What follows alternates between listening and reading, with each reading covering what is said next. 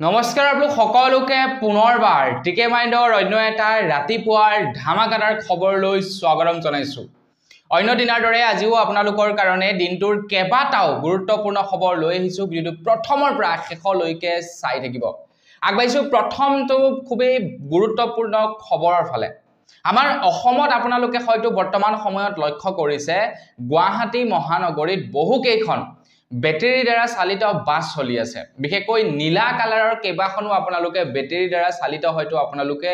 Bus দেখা পাইছে গুৱাহাটী মহানগৰীত। যদি গুৱাহাটী মহানগৰীত আপোনালোকে ৰিসেন্টলি এই 2-3 বছৰত গৈছে তেতিয়াহে দেখা পাইছে, নহলে আগতে কিন্তু নাছিলে তেনেকুৱা নীলা কালাৰৰ বেটাৰী দ্বাৰা চালিত বাছসমূহ। তো আমাৰ অসমত বৰ্তমান সময়ত অসম চৰকাৰে কেইবাখনো নীলা কালাৰৰ বেটাৰী দ্বাৰা চালিত সিটি বাছ ক্ৰয় কৰিছে আমাৰ অসম চৰকাৰে। আগতে যে সেই পেট্ৰল আৰু ডিজেলৰ গাড়ীবিলাক আছিল সেইবিলাক লাহে লাহে বন্ধ কৰিছে, যাতে আপোনাৰ পৰিৱেশ প্ৰদূষণ কম হওক, যাতে কম খৰচত যাতায়াত কৰিব পাৰে মানুহে। তো তাৰ কাৰণে বেটাৰী দ্বাৰা চালিত প্ৰায় 200-300খনমান আমাৰ অসমত বৰ্তমান সময়ত নীলা কালাৰৰ বাছ চলি আছে। আপোনালোকে দেখিছেনে নাই দেখা বা উঠিছেনে নাই উঠা কমেন্ট এটা কৰি জনাব। এতিয়া কেন্দ্ৰ চৰকাৰৰ ফালৰ পৰা জনাইছে যে প্ৰধানমন্ত্ৰী ডাঙৰীয়াই আমাৰ অসমৰ কাৰণে 100খন তেনেকুৱা গ্ৰীণ কালাৰৰ বাছ আমাৰ অসমক প্ৰদান কৰিব বুলি জনাইছে। আমাৰ অসমক মানে সেই বেটাৰী দ্বাৰা চালিত প্ৰায় 100খন গ্ৰীণ কালাৰৰ বাছ প্ৰদান কৰিব। তো বন্ধু বান্ধৱীসকল কমেন্ট এটা কৰি জনাব আপোনালোকে ভাল পাইছে নে বেয়া পাইছে। বাজেটত কিন্তু আমাৰ অসমৰ কাৰণে বৰ বিশেষ একো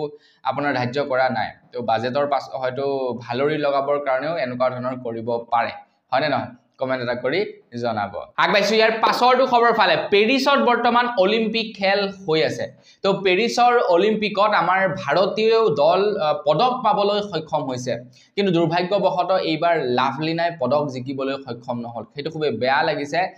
কোৱাৰ্টাৰ ফাইনেলতে তেখেতে বাহিৰ হ'ব লগা হ'ল। 4-1ৰ ব্যৱধানত তেখেতে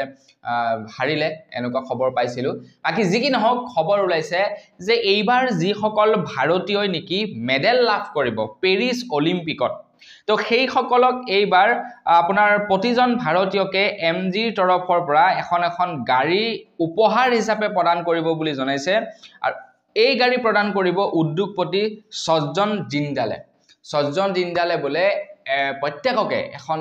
MGৰ গাড়ী প্ৰদান কৰিব বুলি জনাইছে। মানে যিসকলে নেকি মেডেল লাভ কৰিব তো তেওঁলোকক। এতিয়া আমাৰ অসমৰ পৰা জানো এইবাৰ লাভলিনাইটো নাপালে, তো হিমা দাসেও আই থিংক চাগে হিমা দাসৰ খবৰটো এতিয়ালৈকে একো ওলোৱা নাই, গম পোৱা নাই কি হৈছে কি নাই হোৱা। বাকি আমাৰ বহুতো ভাৰতীয়ই পদক লাভ কৰিছে বা এৱাৰ্ড লাভ কৰিছে, তো তেওঁলোকে এখন গাড়ী লাভ কৰিব। আগবাইছো ইয়াৰ পাছৰটো খবৰৰ ফালে। ইয়াৰ পাছৰ খবৰটো ওলাইছে আমাৰ অসমৰ চলচ্চিত্ৰ জগতৰ পৰা। আমাৰ অসমৰ চলচ্চিত্ৰ জগতত নতুনকৈ এখন ফিল্ম ৰিলিজ হৈছে, নামটো হৈছে পিশাচ। তো এই ফিল্মখন সম্পূৰ্ণ আপোনাৰ হৰৰ ফিল্ম, ক'বলৈ গ'লে মানে ভূতৰ লগত জড়িত এখন বিৰাটেই সাংঘাতিক ফিল্ম। এতিয়ালৈকে মই ফিল্মখন চোৱা নাই, কিন্তু যি নেকি ট্ৰেইলাৰ দেখা পাইছো, তো ট্ৰেইলাৰ দেখা পাই এইটোৱে মানে অনুভৱ কৰিছো যে ফিল্মখন হৰৰ ফিল্ম হ'ব, মানে ভূতৰ লগত জড়িত ফিল্ম হ'ব। তো এতিয়া খবৰ ওলাইছে যে আপোনালোক যদি দুৰ্বল মানুহ, আপোনালোকৰ যদি আপোনাৰ ধৰি লওক মনৰ দুৰ্বল, আপোনালোকে যদি ভয় কৰে, তেন্তে আপোনালোকে এই পিশাচ ফিল্মখন যাবলৈ মানা কৰিছে একাংশ লোকে। খবৰ লোৱা অনুসৰি কিছু লোক থিয়েটাৰ হলতে বেহুচ হৈ গৈছে বুলি কৈছে। ইমানেই মানে সাংঘাতিক সিন আছে এই পিশাচ ফিল্মখনত। মোৰ চাবলৈ বিৰাটেই মানে মন আছে, বিৰাট এক্সাইটেড হৈ আছো এই ফিল্মখন চাবৰ কাৰণে। এতিয়া ভয়ো লাগিছে, কাৰণ মই ভূতৰ ফিল্ম চাই একেবাৰেই মানে ভাল নাপাওঁ, একদম বিৰাট ভয় লাগে। কিন্তু চাবলৈ মন গৈছে, কাৰণ আমাৰ অসমৰ ফিল্ম ইণ্ডাষ্ট্ৰীত মানে এনেকুৱা ফিল্ম এতিয়া ওলাইছে যিবিলাক ফিল্ম নেকি আগতে হোৱা নাই। এতিয়া বিদুৰ ভাইৰ নিচিনা আগতে কমেডি ফিল্ম আমাৰ অসমত মই চোৱা নাছিলো। এতিয়া পিশাচখন যিখন ওলাইছে কৈছে যে তেনেকুৱা ভূতৰ ফিল্ম আজিলৈকে আমাৰ অসমৰ ফিল্ম ইণ্ডাষ্ট্ৰীত কোনেও বনোৱা নাই, তেনেকুৱা ভূতৰ ফিল্ম। গতিকে চাবলৈ মন গৈছে। তো আপোনালোকে বাৰু চালেনে নাই চোৱা কমেন্ট এটা কৰি জনাব। আগবাইছো ইয়াৰ পাছৰটো খবৰ ফালে। ইয়াৰ পাছৰ খবৰটো ওলাইছে বিহাৰৰ পৰা। বিহাৰত বিৰাটেই এটা অস্বাভাৱিক ঘটনা সংঘটিত হৈছে, শুনি আপোনালোকৰো আচৰিত লাগিব। খবৰটো ওলাইছে বিহাৰৰ পৰা। খবৰ ওলাইছে যে 2021 চনত বোলে বিবাহপাশত আবদ্ধ হৈ সন্তান থকাৰ পাছতো শৈশৱৰ বন্ধুৰ সৈতে প্ৰেম পত্নীৰ স্বামীয়ে কৰাই দিলে প্ৰেমিকৰ সৈতে পত্নীৰ দ্বিতীয় বিবাহৰ লক্ষীসৰাই জিলাৰ ৰামনগৰ গাঁৱৰ এজন লোকে শৈশৱৰ বন্ধুৰ সৈতে পত্নীৰ অন্তৰংগ সম্পৰ্কৰ কথা জানিব পাৰি প্ৰেমিকৰ সৈতে পত্নীৰ বিবাহ সুবিধা প্ৰদান কৰে বিহাৰৰ এই অস্বাভাৱিক বিয়াখনে সামাজিক মাধ্যমত বৰ্তমান সময়ত চৰ্চা লাভ কৰিছে মানে পৰকীয়া প্ৰেম তো লৰা ছোৱালী হৈ গল লৰা ছোৱালী হোৱাৰ পাছতো মানে সেই শৈশৱ কালত আপোনাৰ এক্স বয়ফ্ৰেণ্ডৰ লগত তেখেতৰ মানে এতিয়াও ৰিলেশ্যন আছিলে তাৰ পিছত হাজবেণ্ডে গম পালে হাজবেণ্ডে গম পাই হাজবেণ্ডে যেনিবা বেয়া পদক্ষেপ নললে মাৰধৰ নকৰিলে হাজবেণ্ডে কি কৰিলে যা ঠিক আছে তহঁতে ভাল পাইছিলি যিহেতু এতিয়াও যিহেতু তহঁতৰ ৰিলেশ্যনটো আছে তহঁতক বিয়াই কৰাই দিওঁ তাৰপিছত হাজবেণ্ডে কি কৰিলে এক্স বয়ফ্ৰেণ্ডৰ লগত নিজৰ পত্নীক বিয়া পতাই দিলে কি কব এই সন্দৰ্ভত কমেন্ট এটা কৰি জনাব কলিযুগ হয় আৰু কি যে দেখিব লাগিব তাৰ কোনো ঠিক নাই আগবাইছো ইয়াৰ পাছৰটো খবৰ ফালে ইয়াৰ পাছৰ খবৰটো ওলাইছে ৰেচন কাৰ্ডৰ লগত জড়িত এটা বিৰাটেই গুৰুত্বপূৰ্ণ খবৰ নিশ্চয় আপোনালোকৰ ৰেচন কাৰ্ড আছে তো আপোনালোকে ৰেচন লাভ কৰে নে নকৰে কমেন্ট এটা কৰি জনাব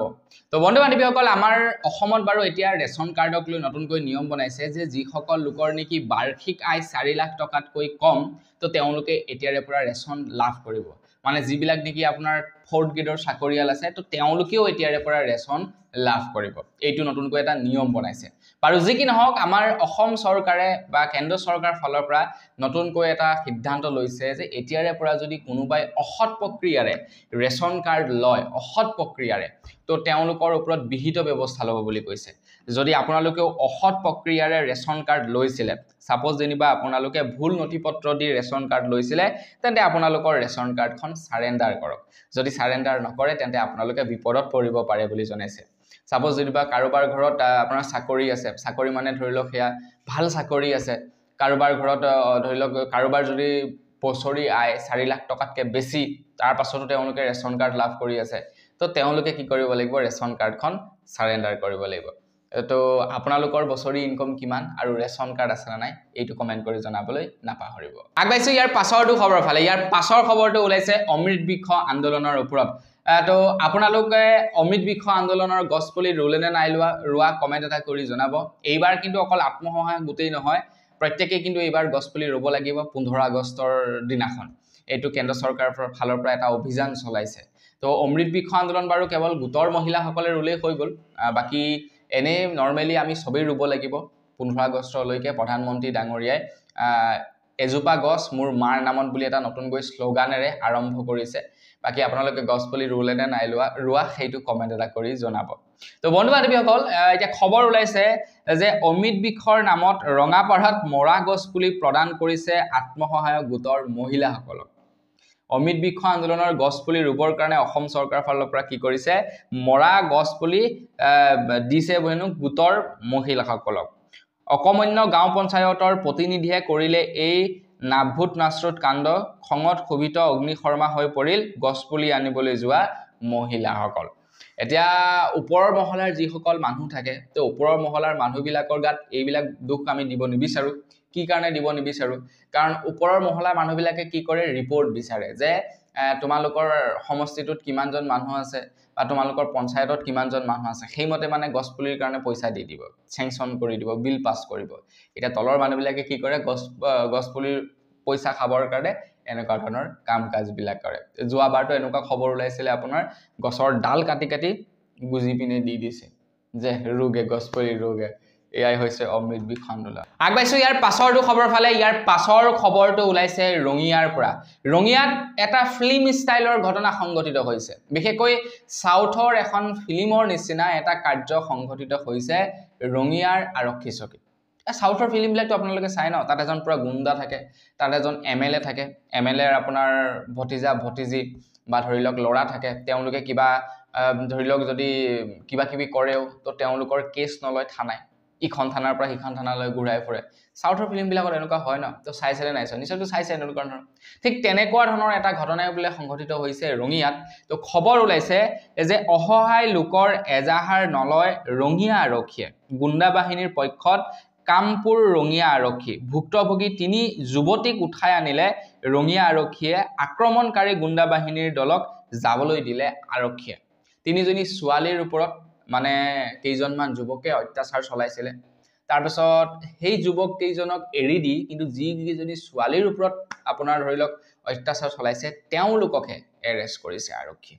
এটা ঘটনাটো হ'ল একদম এনেকুৱা ধৰণৰ মানে ছোৱালীজনীয়ে কোৱা অনুসৰি আই থিংক সেই ল'ৰাজনৰ লগত ছোৱালী এগৰাকী বিবাহপাশত আবদ্ধ হৈছিল তাৰপিছত ল'ৰাজনে ছোৱালীজনীক মাৰধৰ কৰে যাৰ কাৰণে গুচি আহিছিলে ঘৰলৈ তাৰ পাছতে গোটেই মানে মামলাটো হয় আৰু কিন্তু আৰক্ষীয়ে কি কৰিছে সেই ছোৱালীকেইজনীৰ পৰা গোচৰ লোৱা নাই গোচৰ আপোনাৰ তেওঁলোকক এৰেষ্টহে কৰিছে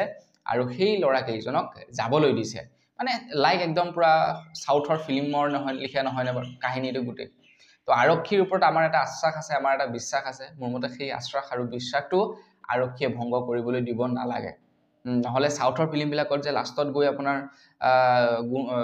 কি কয় এক্টৰে যিটো অৱস্থা কৰে তো ঠিক তেনেকুৱা ধৰণৰে কৰিব মানুহবিলাকে সময়ত গৈ আগবাইছো ইয়াৰ পাছৰটো খবৰ ফালে বৰ্তমান সময়ত আমাৰ একাংশ বিদ্যালয়ত আমাৰ অসমৰ একাংশ বিদ্যালয়ত ভাৰ্চুৱেলি পঢ়ুৱা হয় আমাৰ অসমত প্ৰায় 6টাকৈ ষ্টুডিও স্থাপন কৰিছে আৰু প্ৰায় সেই 6টা ষ্টুডিওৰ পৰা আমাৰ অসমত প্ৰায় 2854খন বিদ্যালয়ক ভাৰ্চুৱেল ভাবে তাতে শিক্ষাদান কৰা হয় বুলি জনাইছে অসমৰ শিক্ষামন্ত্ৰী ৰণোজ পেগু ডাঙৰীয়াদেৱে জনোৱা অনুসৰি প্ৰায় 4525খন বিদ্যালয়ত 4525খন বিদ্যালয়ত বৰ্তমান সময়ত প্ৰায় 5215টা স্মাৰ্ট শ্ৰেণীকোঠা হিচাপে পৰিণত কৰাইছে বুলি জনাইছে য'ত নেকি আপোনাৰ ইন্টাৰনেটৰ ব্যৱস্থা আছে য'ত নেকি আপোনাৰ গোটেই 2D আৰু 3D সকলোবিলাক বস্তু দেখুওৱা যায় ডাঙৰ ডাঙৰ আপোনাৰ স্ক্ৰিন লগোৱা আছে তাৰ উপৰিও জনাইছে ৰাজ্যত আৰু প্ৰায় 5572খন স্মাৰ্ট শ্ৰেণীকোঠা সংযোজন কৰাৰ চিন্তা চৰ্চা কৰি আছে বুলি জনাইছে এতিয়া আমাৰ অসমৰ বিদ্যালয়সমূহত কি কৰিছে আপোনাৰ ভাৰ্চুৱেলি পঢ়াবলৈ ট্ৰাই কৰিছে বা তাৰ লগতে কি কৰিছে আপোনাৰ ডাঙৰ ডাঙৰ স্ক্ৰিন লগাইছে আৰু সেই স্ক্ৰিন বিলাকত কি কৰিছে আপোনাৰ মাষ্টৰ মাষ্টৰনীয়ে ল'ৰা ছোৱালী বিলাকক দেখুৱাই পঢ়ায় প্ৰেক্টিকেলি বা ভাৰ্চুৱেলি তেওঁলোকক দেখুৱাই পঢ়ায় প্ৰত্যেকটো বস্তু যেনেকৈ নেকি আপোনাৰ সেই খানচাৰ হতে পঢ়ুৱায় ইউটিউবত ঠিক তেনেকৈ এতিয়া পঢ়াবলৈ লৈছে আৰু জনাইছে আৰু প্ৰায় 5000তকৈ অধিক বিদ্যালয়ে তেনেকুৱা উন্নীতকৰণ কৰিব বুলি জনাইছে আগবাইছো ইয়াৰ পাছৰটো খবৰ ফালে ইয়াৰ পাছৰ খবৰটো ওলাইছে চাইনাৰ পৰা চাইনাই মোৰ মতে কৰিব নোৱাৰা কাম চাগে একো নাই হিহঁতে সবেই কৰে আজিৰ পৰা কিছুদিন পূৰ্বে এটা খবৰ ওলাইছিলে চাইনাই এটা ডুপ্লিকেট সূৰ্য বনাই দিলে এটা ধেৰ খবৰ ওলাই থাকে চাইনাৰ মানে কোনো টেলেন্টৰ অভাৱ নাই চাইনাত ঠিক আছে তো চাইনাই যি মন যায় তাকেই কৰে এতিয়া খবৰ ওলাইছে যে চাইনাত প্ৰায় 19 দিনত 57 মহিলা এটা ঘৰ নিৰ্মাণ কৰি দিয়ে চাইনাই 19 দিনত এটা 57 মহলীয়া ঘৰ নিৰ্মাণ কৰি ওয়াৰ্ল্ড ৰেকৰ্ড গঢ়িবলৈ সক্ষম হৈছে 19 দিনত 57 মহলীয়া এটা ঘৰ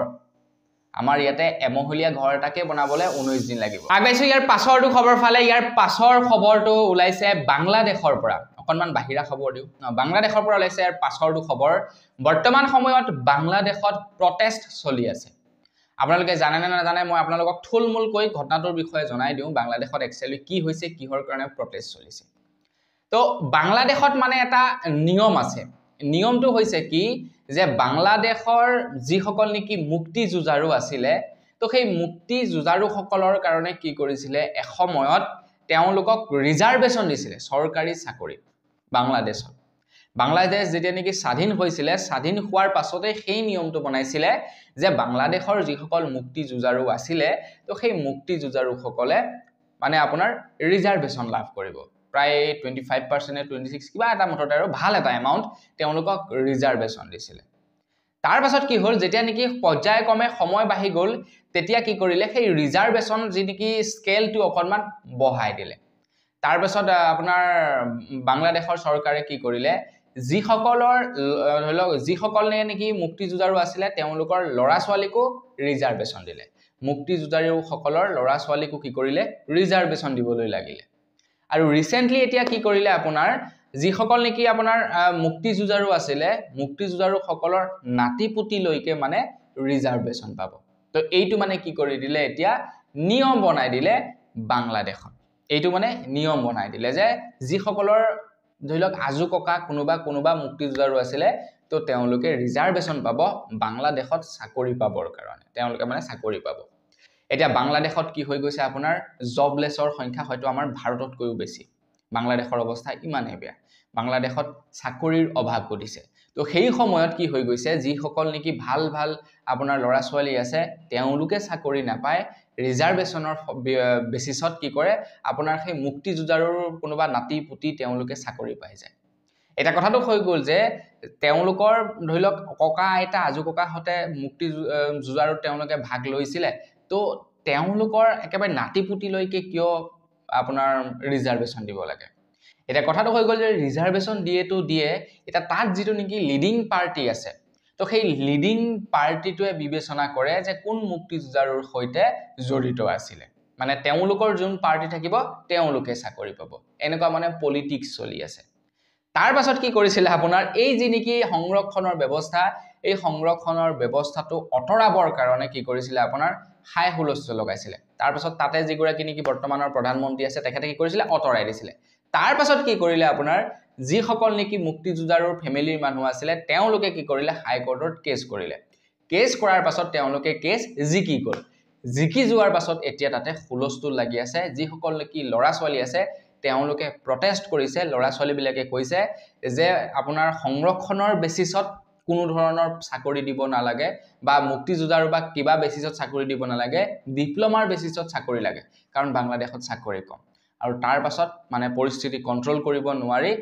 পাছত আপোনাৰ হেয়া লাঠি চালন বা মানে অন্য পদক্ষেপ হাতত ল'ব লগা হৈছে যাৰ ফলত নেকি বাংলাদেশত বৰ্তমান সময়লৈকে 100 জনতকৈও বেছি ষ্টুডেন্টৰ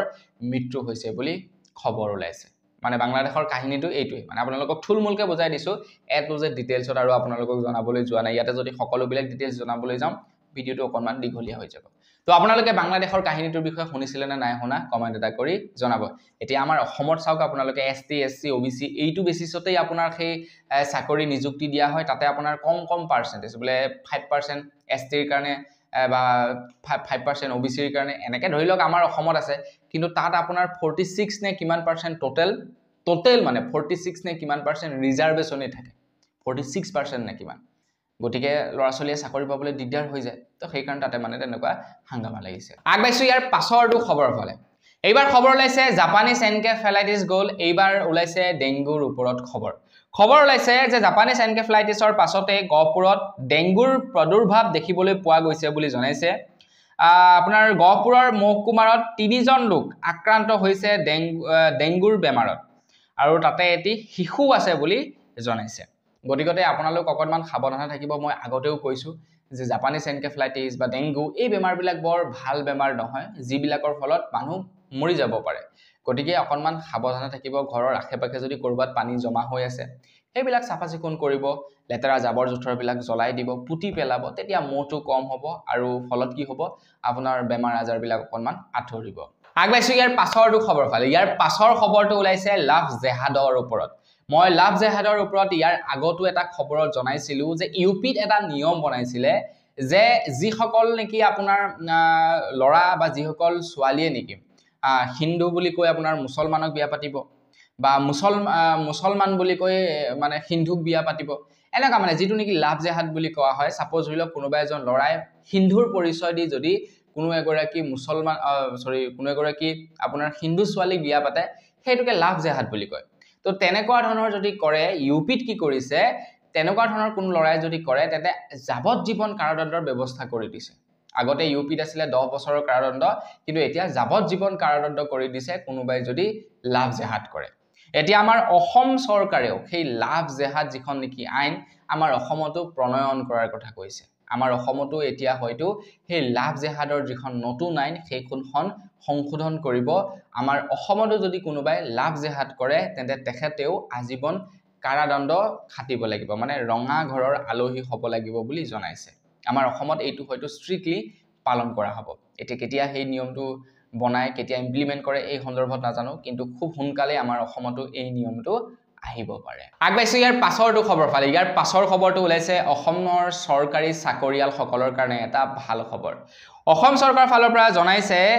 যে আমাৰ অসমত যিসকল নেকি চৰকাৰী কাম-কাজ কৰি থকা বা কৰ্মচাৰী আছে তাৰে এতিয়া প্ৰায় 65 জন চৰকাৰী বিষয়াক কৰ্মশ্ৰী আৰু লোক সেৱা পুৰস্কাৰে পুৰস্কৃত কৰিব বুলি জনাইছে মানে এক প্ৰকাৰে ক'বলৈ গ'লে এটা সন্মান প্ৰদান কৰিব যিসকল চৰকাৰী কৰ্মচাৰীয়ে নেকি তেওঁলোকৰ কাম কাজবিলাক সুখ্যাতিৰে পালন কৰিছে তেওঁলোকৰ কাম কাজবিলাক তেওঁলোকে নিষ্ঠা আৰু সততাৰে কৰিছে তো তেওঁলোকৰ পৰা প্ৰায় 65 জনক সিলেকশন কৰি তো তেওঁলোকক কি কৰিব পুৰস্কৃত কৰিব এতিয়া মোৰ মতে তেওঁলোকক পুৰস্কৃত কৰাতকৈ যদি প্ৰমোশন কৰি দিয়ে ন পুৰস্কৃত কৰাৰ পৰিৱৰ্তে যদি প্ৰমোশন কৰি দিয়ে তেতিয়া প্ৰত্যেকজন অসমৰ চৰকাৰী চাকৰিয়ালে কি কৰিব ভালদৰে কাম কৰিবলৈ ট্ৰাই কৰিব কাৰণ প্ৰমোশনৰ কথা আছে প্ৰত্যেক বছৰে যদি প্ৰমোশন দিয়ে প্ৰত্যেক বছৰে যদি আপোনাৰ তেনেকুৱা বেছি নালাগে 25-30 জনকো যদি তেনেকে প্ৰমোশন দিয়ে সেইটো বেছিছত যে কোনজনে ভাল কাম কৰিছে তেতিয়া প্ৰত্যেকজন চৰকাৰী কৰ্মচাৰীয়ে মোৰ মতে ভালদৰে কাম কৰিবলৈ ল'ব হয়নে নহয় কমেন্ট এটা কৰি জনাব পাইছো ইয়াৰ পাছৰটো খবৰ ফালে আমাৰ অসমবাসীৰ কাৰণে এটা ভাল খবৰ ওলাইছে আমাৰ অসমৰ খিলঞ্জিয়া লোকসকলৰ কাৰণে এটা ভাল খবৰ ওলাইছে এটোতে কিমান দূৰ ভাল খবৰ হয় আৰু মই এতিয়াই ক'ব পৰা নাই কিন্তু মন্ত্ৰী হিমন্ত বিশ্ব শৰ্মাদেৱে কোৱা অনুসৰি এটো আমাৰ অসমৰ খিলঞ্জিয়াৰ ভৱিষ্যত বলে সুনিশ্চিত হ'ব আমাৰ অসমৰ খিলঞ্জিয়াৰ বাবে এইটোটা ভাল হ'ব বুলি জনাইছে অসমৰ মুখ্যমন্ত্ৰী ডক্টৰ হিমন্ত বিশ্ব শৰ্মাদেৱে জনোৱা অনুসৰি অহা 2 মাহত অসমত নতুন ডমিচিয়েল পলিচি প্ৰৱৰ্তন কৰিব বুলি জনাইছে যাৰ অধীনত অসমত যিসকল ল'ৰা-ছোৱালীয়ে জন্মগ্ৰহণ কৰিছে তেওঁলোকে চৰকাৰী চাকৰি পোৱাত সুবিধা হ'ব বুলি জনাইছে এই ডমিচিয়েল যেনেকি নতুন আপোনাৰ পলিচি উলিয়াব সেই পলিচিখনৰ আন্ডাৰত এটা দেখা যাওক কি নতুন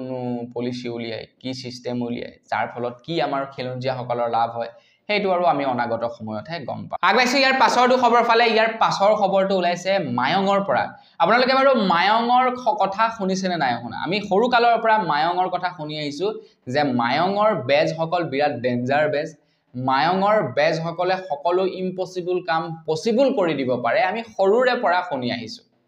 মানে আগতে যদি কোনোবাই জাদু শিকিবলৈ যায় তেনে মায়ঙলৈ যায় মায়ঙত গৈ তেওঁলোকে কি কৰে জাদু শিকি আহে এতিয়া জাদুটো হৈছে চকু আৰু হাতৰ এটা খেল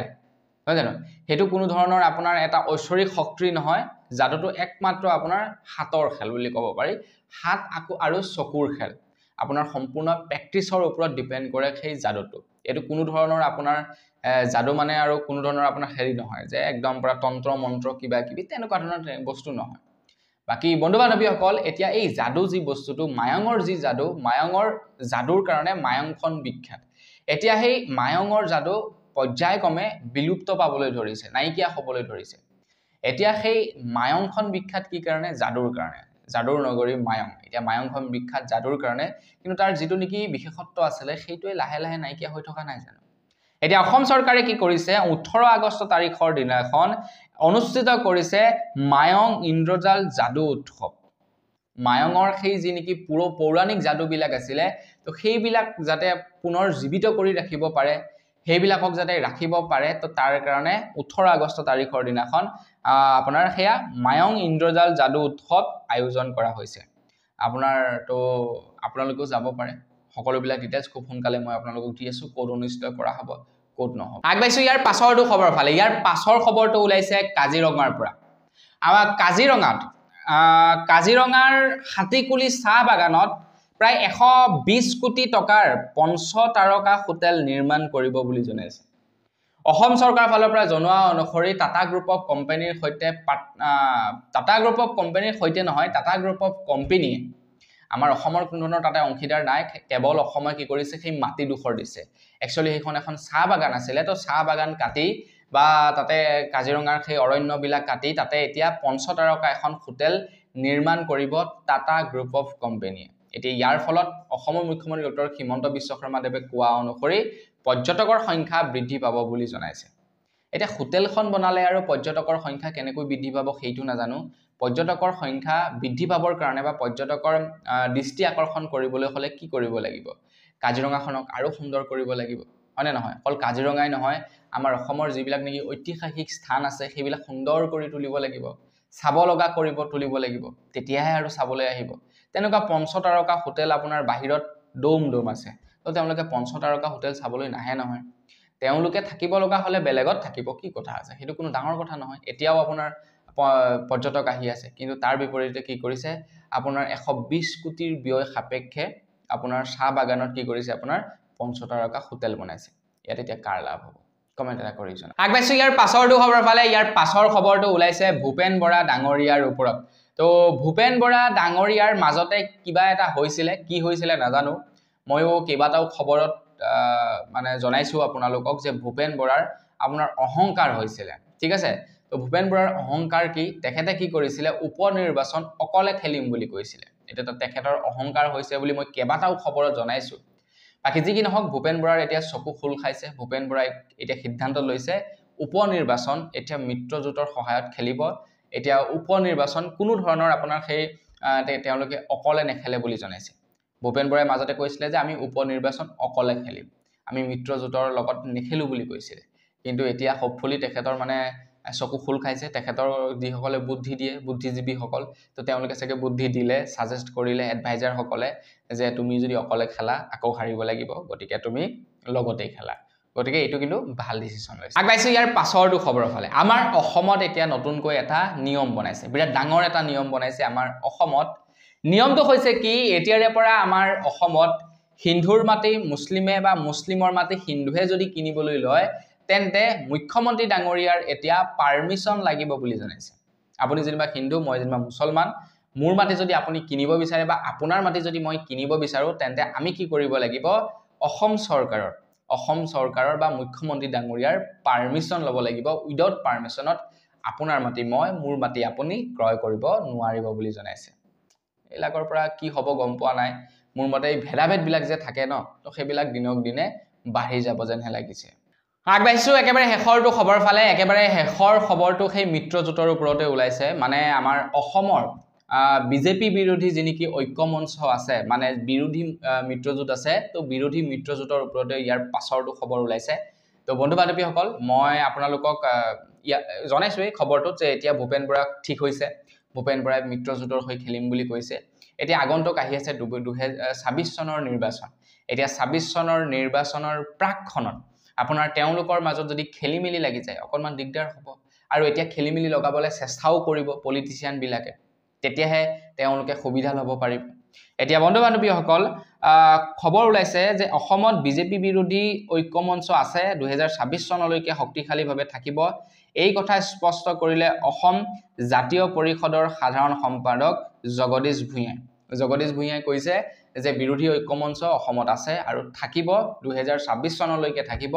কংগ্ৰেছ বিজেপিক পৰাভূত কৰিব তাৰ পাছতহে তেওঁলোকে চৰকাৰ গঠন কৰিব এই কথা উল্লেখ কৰিছে